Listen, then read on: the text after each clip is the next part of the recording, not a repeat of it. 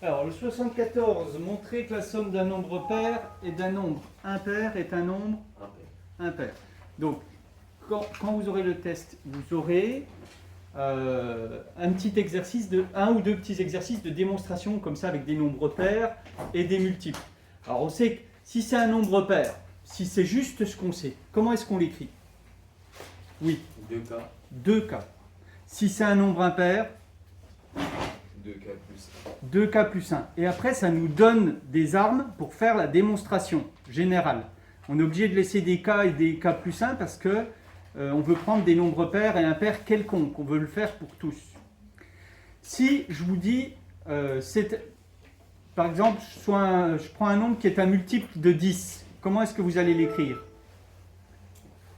Si vous prenez un multiple de 10 pour faire une démonstration, qu'est-ce que vous allez écrire? Oui. 10K. 10K. Est-ce que c'est compris? Voilà. Alors, vous allez me dire, est-ce qu'on me voit bien dans la vidéo? Vous me dites si quand j'écris, donc j'écris soit, est-ce que ça marche? Oui. Oui. Alors, soit n, soit n, un entier pair, et soit m, un entier impair. Pourquoi j'écris ça? Parce que dans la démonstration, il faut montrer que la somme d'un entier pair et d'un entier impair est un entier impair. Alors, on s'en doute, enfin, je pense que vous doutez bien que ça va marcher. Simplement, c'est pour faire fonctionner les démonstrations. Alors, là, il y a un point de rédaction très important. Il faut être capable, bon, déjà d'écrire soit n, un entier pair, et après, il existe K appartenant à Z tel que n soit égal à 2K. Voilà comment je vais écrire les choses. Ça reste sur l'écran tout entier? Il est tombé, donc il est tombé. Ah là là. Ok. Ça marche là? Là. Ok. Alors, ensuite, j'ai écrit soit m un entier impair. Donc j'écris il existe K appartenant à Z tel que M, je fais exprès de faire une petite faute, et vous allez me dire quelle est la petite faute que j'ai fait, qu'est-ce qui va gêner pour la démonstration. Alors Léna, tu l'as vu, vas-y. Le cas, il faut mettre un prime parce que c'est Très bien. Alors, il faut mettre un prime au cas parce que ce n'est pas forcément le même cas que pour le nombre que j'ai choisi là. Il n'y a aucune raison que ce soit le même cas. Vous comprenez? Alors, moi, je mets K, K'. Si vous voulez mettre L et P, vous mettez ce que vous voulez comme lettre. Hein. Donc, ici, je mets K'.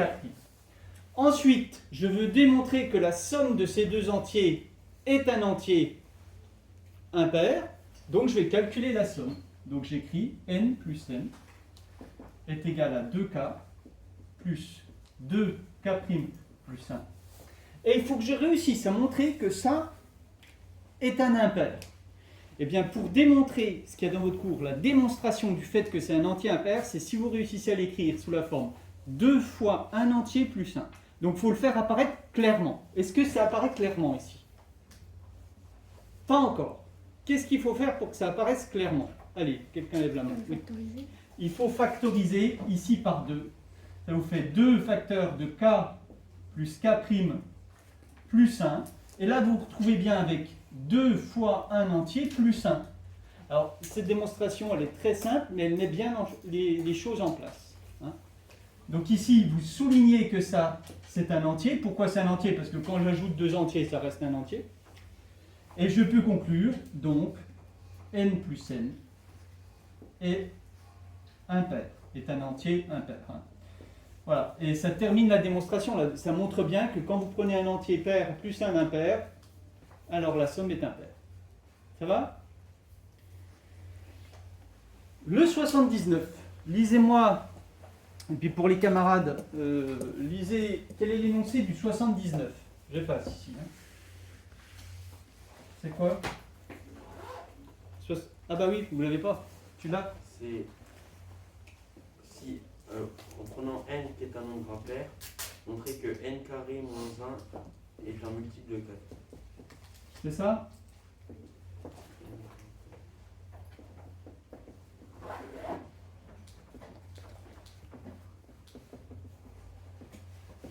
C'est celui-là l'énoncé?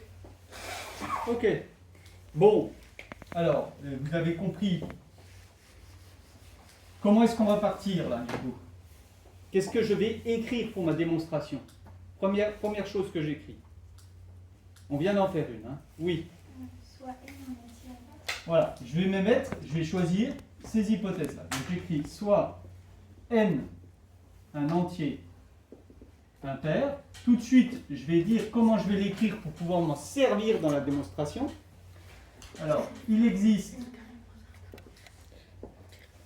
k appartenant à z tel que n soit égal à 2k plus 1.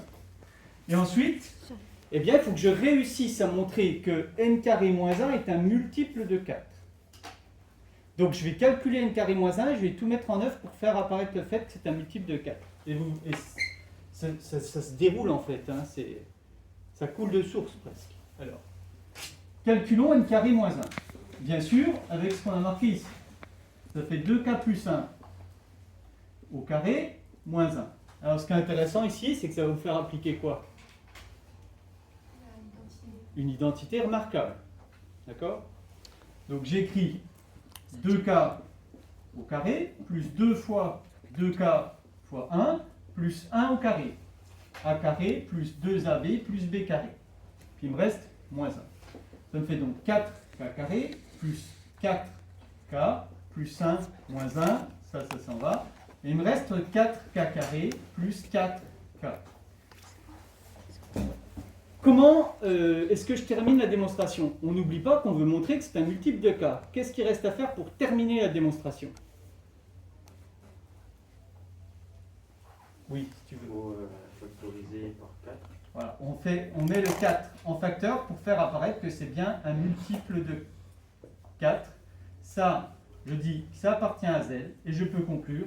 Donc, n carré moins 1 est un multiple de 4. Voilà. Alors, des petites démonstrations comme ça, on peut en faire plein. D'inventer des petits exercices comme ça, c'est pour vous faire manipuler les définitions et la démonstration. Bien sûr, ça a valeur de démonstration. Et on peut le vérifier en essayant sur quelques exemples, mais quand vous essayez sur quelques exemples, ça ne démontre pas. Vous êtes d'accord? Hein, par exemple, si vous prenez 2 et que vous faites 2 au carré moins 1, 2 au carré moins 1, alors, c'est si n est impair, donc je ne peux pas prendre... Donc si je prends 3, justement, ça ne marche pas. Donc si je prends 3, c'est bien impair, donc normalement, 3 au carré moins 1, c'est bien un multiple de 4. Eh bien, 3 au carré moins 1, ça vaut 8. C'est égal à 2 fois 4, ça marche. Si vous prenez 5, 5 au carré moins 1, ça fait 24. C'est égal à 6 fois 4, c'est bien un multiple de 4. Voilà. C'est sûr que ça marchera pour tous puisqu'on l'a fait la démonstration. Par contre, dans l'autre sens, ça ne marche pas. Vous aurez beau le vérifier sur 50 exemples, ce n'est pas pour autant que ça sera démontré. Voilà. Bon, ça termine les corrections des 74 et 79 de la fiche.